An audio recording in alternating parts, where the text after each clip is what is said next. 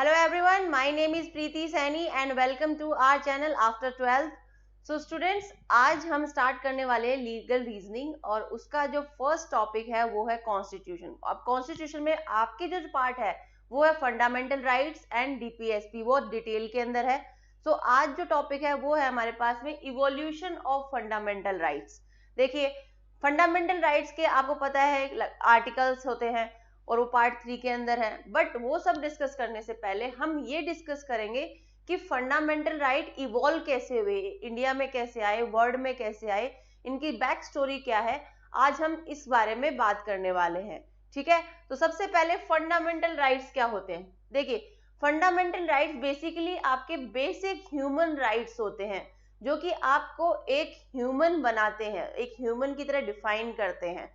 देखिए, अगर जैसे आप एग्जाम्पल लीजिए, आपके घर में डॉग होगा तो आप उसकी एक फोटो कैप्चर करते हैं, पूरे दिन भर फोटो कैप्चर करते रहते हैं, तो कभी आपने उसकी परमिशन ली है कि मेरी फोटो, मैं आपकी फोटो कैप्चर कर लूं क्या?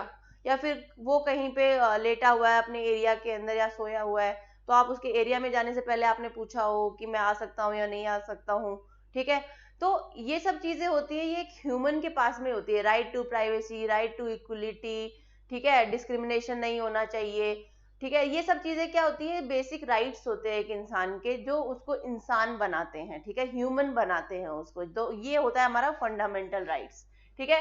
Fundamental rights are those basic human rights that every person is entitled to and simply by being human, ठीक है।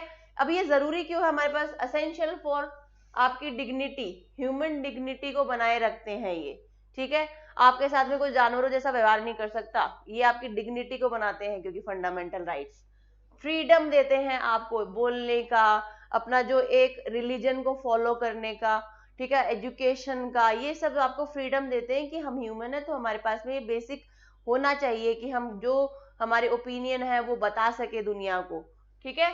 एंड लास्ट इज इक्वालिटी, ठीक है, हमें लोग इक्वली ट्रीट करें। ऐसा नहीं कि किसी भी तरीके का हमारे साथ डिस्क्रिमिनेशन हो रहा हो। मान लो कि पहला डिस्क्रिमिनेशन हो गया जेंडर, ठीक है, दूसरा हो गया कलर के बेसिस पे, रेस के बेसिस पे, या आपके कास्ट के बेसिस पे, किसी भी तरीके का डिस्क्रिमिनेशन आपके साथ में नहीं होना चाहिए।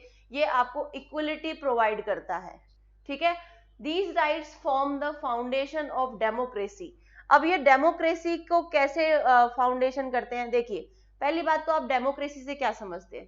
डेमोक्रेसी होता क्या है? डेमोक्रेसी होता है कि एक ऐसा कंट्री जो कि रूल होता है बाय द पीपल, ठीक है। उसमें वो या तो किसी को इलेक्ट करते हैं, ठीक है, और जिनको वो इलेक्ट करते हैं वो गवर्नमेंट फॉर्म करते हैं और वो आपको देश चलाते हैं, ठीक है। तो ये जो पूरी पावर होती है ना, वो किसके अंदर होती है? टोटली और कंप्लीटली वहां के लोगों के अंदर होती है। तो वो होता है एक डेमोक्रेटिक कंट्री, ठीक है। तो डेमोक्रेसी हो गई, है ना। अब डेमोक्रेसी के अंदर की फीचर्स क्या होते हैं? देखिए, डेमोक्रेसी के पहला जो की फीचर है वो है फ्री एंड फेयर इलेक्शन।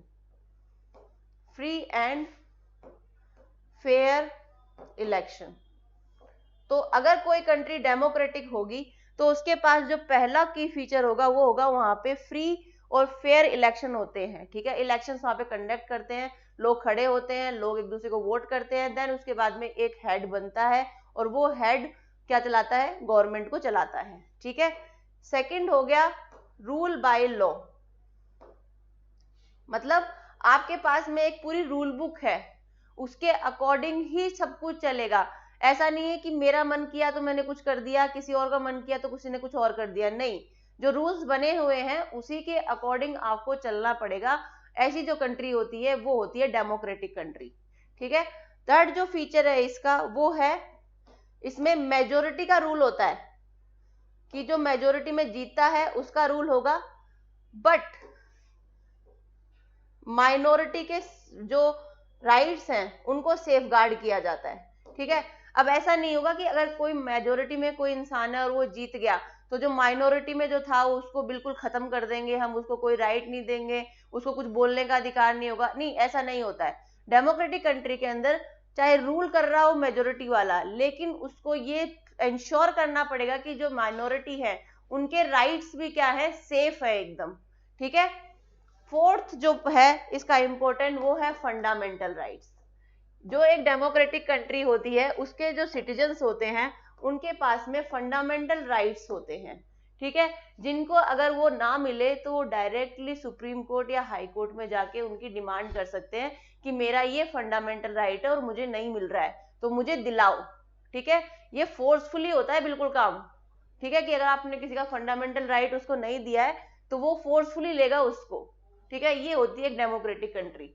और फिफ्थ जो पार्ट है वो है citizen participation.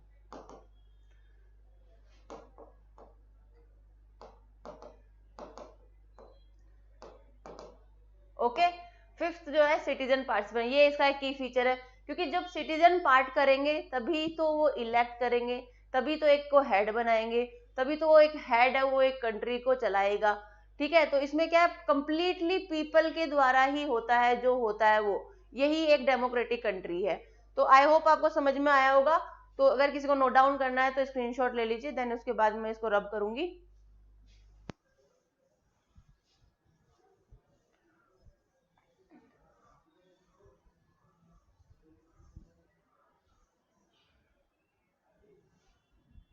So these rights form the foundation of democracy and just governance। अब ये एक वर्ड है समझने वाला, जस्ट गवर्नेंस क्या होता है, ठीक है। जस्ट का मतलब बेसिकली क्या होता है, जस्ट जहां पे भी लगता है उसका मतलब होता है फेयर, कोई भी चीज एकदम सही तरीके से जैसी वो होनी चाहिए वो वैसी है।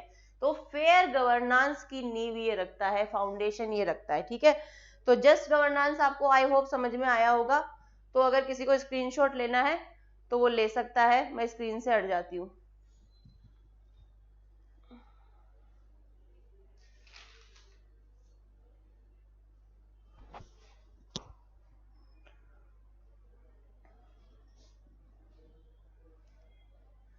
नेक्स्ट अब हम जो पढ़ने वाले हैं वो ये है कि ग्लोबली फंडामेंटल राइट्स कैसे इवॉल्व होते हैं, ठीक है। देखिए, ग्लोबली फंडामेंटल राइट्स की स्टोरी स्टार्ट होती है 1215, ठीक है, 1215 1215 के अंदर ये स्टोरी स्टार्ट होगी इंग्लैंड से। इंग्लैंड के जो उस टाइम पे किंग थे, किंग जॉन, है ना, उन्होंने इतना ज्यादा लोगों को क्या कर रखा था, बहुत ज्यादा उनपे टैक्सेस लगा रखे थे, वो इतने ज्यादा परेशान थे कि उन्होंने रिवोल्ट कर दिया उनके खिलाफ, ठीक है। तो ये देखिए, पहली जो टाइमलाइन होती है स्टार्ट होती है 1215 से, देन उसके बाद में 1689 इंग्लैंड का बिल ऑफ राइट्स आया, देन उसके बाद में 1776 उसके अंदर यूएस ने अपना इंडिपेंडेंस डिक्लेयर किया और उसके बाद में उन्होंने अपना बिल ऑफ राइट्स बनाया था, ठीक है। तो अब इसको डिटेल में पढ़ेंगे इन सारे इवेंट्स को। First is 1215 Magna carta. Magna carta का मतलब मैं बाद में समझाऊंगी, पहले आप बैक स्टोरी समझिए क्या थी, ठीक है। वहां का किंग था वो था किंग जॉन। अब ये जो था किंग, उसको क्या था कि उसको ये चाहिए था कि मैं अपने आसपास का जितना भी लैंड है उसको सबको कैप्चर कर लूं, तो वो हर कंट्री से जाके वॉर करता था। अब वॉर करने के लिए आपको चाहिए पैसा, ठीक है। तो पैसा कहाँ से आएगा, खुद के ही सिटीजन के ऊपर वो क्या करता था, बहुत ज्यादा हैवी टैक्सेस लगाता था। तो उन हैवी टैक्सेस से परेशान हो गए थे लोग, और अगर कोई उसको अपोज करता था तो बिना कुछ सुनवाई किए, बिना कुछ कहे, डायरेक्ट उसको बहुत ज्यादा हैवी क्रूअल पनिशमेंट्स देता था, जिससे वहां के जो सिटीजन थे बहुत ज्यादा परेशान हो गए और उन्होंने क्या करा, रिवोल्ट करा, ठीक है, कि ऐसा नहीं चलेगा भाई, ठीक है, कि आपका जब मन किया हमें अंदर डाल दिया, जब मन किया हमसे टैक्स ले लिए, ठीक है, तो ये हमारे भी कुछ राइट्स है, हम भी ह्यूमन बीइंग है।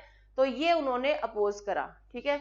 तो वहां पे जो लोग थे वहां के जो नोबल्स थे, उन्होंने फिर एक लीगल डॉक्यूमेंट तैयार करा, ठीक है, जिसको उस लीगल डॉक्यूमेंट को हमारे किंग जॉन साहब थे, उन्होंने साइन किया था 15 जून 1215 को, ठीक है।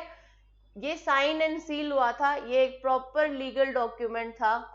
लीगल डॉक्यूमेंट अगर एक साइन हो जाता है एक बार, तो इसका मतलब ये होता है कि अब आपको इसको तो फॉलो करना ही पड़ेगा बाय एनी हाउ, ठीक है। आप इससे अब मुकर नहीं सकते कि मैंने कल कुछ साइन कर दिया। ये बिल्कुल वैसा ही, आप एक बार किसी के नाम पे अपनी विल साइन कर दो तो आप फिर खुद भी उससे वापस नहीं ले सकते, क्योंकि आपने अपनी मर्जी से होशो हवास में उसको दी है, ठीक है।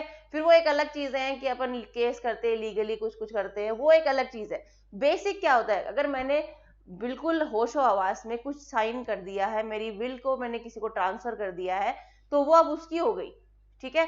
तो ये होता है लीगल डॉक्यूमेंट का पावर, ठीक है। तो ऐसा ही एक लीगल डॉक्यूमेंट किंग जॉन ने साइन किया, वो फर्स्ट लीगल डॉक्यूमेंट था to limit the power of the monarch. जो किंग था उसकी पावर को उसने क्या किया, बिल्कुल लिमिट किया, ठीक है। उसने जो दिया, gave people the right to a fair trial and protection from the arbitrary arrest. मतलब कि आपको कभी हर कोई उठा के नहीं लेके जा सकता, आपके पास में प्रॉपर एक रीजन होना चाहिए, प्रॉपर डॉक्यूमेंट्स होने चाहिए उस इंसान को उठाने के लिए, उसमें उसको बताया जाए कि तुम्हें इस रीजन से उठाया जा रहा है। अब उठा के तो ले गए आप पुलिस वाले, ठीक है, लेकिन उसको बाद में एक फेयर ट्रायल का चांस भी मिलना चाहिए कि वो भी अपनी बात रख सके कि आपने मेरे पे ये मतलब ये बोल तो दिया कि मैंने ये किया है, ठीक है, लेकिन मैंने किया या नहीं किया है उसका एक ट्रायल भी होना चाहिए। तो एक फेयर ट्रायल का जो राइट है वो यहाँ से लोगों को मिलता है, ठीक है। No free man shall be seized or imprisoned except by the law of the land, ठीक है। इस वाले में इसका जो साइन डॉक्यूमेंट था उसका जो मेन जो लाइन थी वो ये थी कि कोई भी फ्री आदमी है इस सिटीजन का, इस देश का, वो सीज नहीं किया जा सकता या इम्प्रिजन नहीं किया जा सकता except by the law of the land. मतलब लॉफुली ही आप उसको अरेस्ट कर सकते हो, ऐसे नहीं अपनी मर्जी से कुछ नहीं कर सकते आप। तो इसका बेसिक क्या हो गया कि king is not above the law, ठीक है। इस जो डॉक्यूमेंट का जो निकल के आया मतलब वो ये हो गया कि अब किंग है ना, वो भी क्या है, लॉ से ऊपर नहीं है, सबसे ऊपर क्या है, हमारा लॉ ही है, ठीक है। तो इसलिए इस जो लीगल डॉक्यूमेंट को बोला गया मैग्ना कार्टा, ठीक है। और अभी भी ये जो मैग्ना कार्टा है वो बहुत ज्यादा इंपॉर्टेंट है, क्योंकि इसी की वजह से फाउंडेशन तैयार हुआ था, लोगों को समझ में आया था कि हाँ एक ह्यूमन को फंडामेंटल राइट्स की कितनी ज्यादा नीड है। ओके, सो नेक्स्ट हम डिस्कस करते हैं कि फिर जो ये किंग जॉन ने साइन किया उसके बाद में भी बहुत सारे किंग्स आए, उनमें धीरे धीरे अमेंडमेंट्स हुए और बहुत सारे उसमें चेंजेस के बाद में लास्ट में 1689 के अंदर द बिल ऑफ राइट्स, यही उन्होंने लास्ट फाइनल बनाया। और उसके अंदर एक उन्होंने पार्लियामेंट बनाई जो कि एक सुप्रीम थी, सबके ऊपर थी, उनको फ्री इलेक्शन मिला, ठीक है। ऐसा कुछ नहीं था कि किंग है वो ही चलता जाएगा, उसके नीचे भी इलेक्टेड मेंबर्स थे, उनके भी ओपिनियन को ध्यान में रखा जाएगा, ये सब करके उनको पावर्स मिल गए। तो ये एक बेसिकली क्या है, एक फाउंडेशन ऑफ कॉन्स्टिट्यूशनल मोनार्की थी, ठीक है। इसी से इंस्पायर होके आगे जाके और भी चीजें और भी इवेंट्स हुए।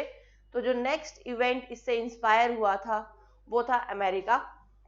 अब देखिए अमेरिका की बैक स्टोरी क्या है। अमेरिका था बेसिकली पहले ब्रिटिशर्स के अंडर आता था, ब्रिटिशर्स वहां पे कॉलोनियां बनाने थे अपनी अपनी, ठीक है। और वो उन्होंने 13 कॉलोनियां वहां पे बना दी। अब 13 कॉलोनी बनाने के लिए उनको पैसा भी चाहिए था, उन्होंने तो हैवी टैक्सेस लगाए, और उसके बाद में हैवी टैक्सेस भी लगाए और उनको कोई राइट्स भी नहीं थे, कोई भी फंडामेंटल राइट भी उनके पास, कोई बेसिक राइट भी नहीं था, वो कुछ भी नहीं बोल सकते थे, ठीक है। तो इतने ज्यादा टैक्सेस लगने की वजह से वो परेशान हो गए और उन्होंने उनको अपोज करना स्टार्ट कर दिया, ठीक है। तो अपोज करते करते 1776 में अमेरिका ने अपना डिक्लेयर कर दिया इंडिपेंडेंस को, ठीक है। अब इंडिपेंडेंस डिक्लेयर तो हो गया, लेकिन उनके पास में क्या था, कोई भी वो नहीं था, हमारे पास में कोई भी राइट नहीं था, ठीक है, कोई भी फंडामेंटल राइट नहीं था। तो 1776 में तो क्या हुआ, इंडिपेंडेंस डिक्लेयर हो गया। फिर उसके बाद में 1778 में इंडिपेंडेंस के 2 साल बाद में इन्होंने अपना कॉन्स्टिट्यूशन बनाया, ठीक है। अब कॉन्स्टिट्यूशन तो बन गया, अब लेकिन इसके अंदर क्या था, एक तो पहली चीज थी सेल्फ गवर्नेंस, ठीक है, कि हम अपना देश खुद चलाएंगे, अब हमें किसी की रिक्वायरमेंट नहीं है, दैट इज सेल्फ गवर्नेंस। इसकी बात तो इसमें भर भर के हो गई, लेकिन दूसरा इसमें फंडामेंटल राइट्स, ठीक है, इनकी बात नहीं हुई बिल्कुल भी। तो ये वैसा हो गया कि लोगों के मन में डर आ गया कि आपने हमें कैसे रूल करना है, उसके रूल्स तो पूरे बना लिए, लेकिन हमारे पास तो कोई राइट ही नहीं है, हम तो किसी चीज के लिए कुछ गलत बोल ही नहीं सकते, जैसा आपने कर दिया हमें मानना पड़ेगा। तो ये ऐसा हुआ कि लोगों ने इस चीज का क्या किया, अपोज किया कि कॉन्स्टिट्यूशन है वो बिल्कुल सही नहीं बनाया है तुमने, इसमें अमेंडमेंट्स की क्या है, नीड है, ठीक है। तो 1791 में वहां पे थे थॉमस जेफरसन। उन्होंने क्या किया, जो ये कॉन्स्टिट्यूशन था उसके अंदर 10 अमेंडमेंट्स दिए। कितने अमेंडमेंट्स दिए? 10 अमेंडमेंट्स। और इन 10 अमेंडमेंट्स में बेसिक उन्होंने क्या मांग रखा था, आपके फंडामेंटल, आपके जो फ्रीडम ऑफ स्पीच हो गया, फ्रीडम ऑफ प्रेस हो गया, आपको फेयर ट्रायल हो गया, इम्प्रिजमेंट आपका कैसे होगा इसके बारे में राइट्स हो गए, तो राइट टू इक्वलिटी हो गया, इक्वलिटी का राइट हो गया हमारे पास में। तो ये सब राइट्स इन्होंने इन 10 अमेंडमेंट्स के अंदर दिए, ठीक है। और इन 10 अमेंडमेंट्स को ही आगे जाके बिल ऑफ राइट्स बोला जाता है, ठीक है। और ये जो बिल ऑफ राइट्स है वो ही हमारा फाउंडेशन था, किसके लिए? इंडिया के लिए भी। आगे जाके इसी से हम बहुत ज्यादा इंस्पायर होंगे और हमारा खुद का, हम अपना एक फंडामेंटल राइट्स और कॉन्स्टिट्यूशन को क्रिएट करेंगे, ठीक है। सो आई होप स्टूडेंट्स आपको ये पूरा टाइमलाइन वर्ड का समझ में आया होगा। अब आते हैं हम इंडिया पे। इंडिया वाला है और वो हम नेक्स्ट लेक्चर में डिस्कस करेंगे। तो मैं आपको रिपीट करवा देती हूँ। पहला है 1215 किंग जॉन, ठीक है। उसके बाद में आएंगे अपन 1776, अमेरिका को इंडिपेंडेंस मिला। 1778 इसमें अमेरिका का हमने कॉन्स्टिट्यूशन बनाया। और 1791 इसके अंदर आया बिल ऑफ राइट्स, जो कि फाउंडेशन था फंडामेंटल राइट्स का। ओके स्टूडेंट्स, आई होप आपको यहाँ तक समझ में आ गया होगा। और प्लीज कमेंट्स में बताइए आपको कुछ और एड ऑन्स करवाने हैं तो। और मिलते हैं हम नेक्स्ट सेशन में। Thank you so much.